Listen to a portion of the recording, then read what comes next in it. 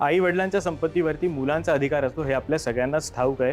पण मुलांच्या संपत्तीवरती आई वडिलांचा काय अधिकार असतो आणि कायद्यामध्ये यासाठी काय तरतूद केली आहे आपण जाणून घेणार आहोत. हिंदू उत्तराधिकार कायद्यानुसार सामान्य परिस्थितीमध्ये आई वडिलांना मुलांच्या संपत्तीवर हक्क सांगता येत नाही, पण काही खास परिस्थितीमध्ये आई वडील तसा दावा करू शकतात. सरकारनं हिंदू उत्तराधिकार अधिनियम 2005 मध्ये संशोधन केलंय.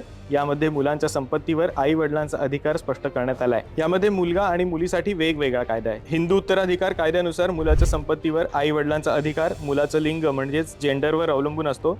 मुलगा आणि मुलीसाठी कायदे वेगवेगळे आहेत.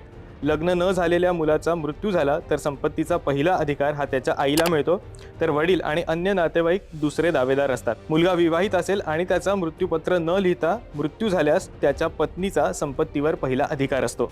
दरम्यान एका विवाहित मुलीचा मृत्यू झाला तर तिच्या संपत्तीचा संपूर्ण अधिकार, पहिला अधिकार हा तिच्या मुलांना मिळतो. त्यानंतर तो नवऱ्याकडे जातो आणि त्याच्यानंतर तो तिच्या आई वडिलांकडे जातो. तुम्हाला ही माहिती कशी वाटली आम्हाला नक्की कळवा. आमच्या सगळ्या सोशल मीडिया प्लॅटफॉर्म्सना फॉलो आणि सबस्क्राईब करायला विसरू नका.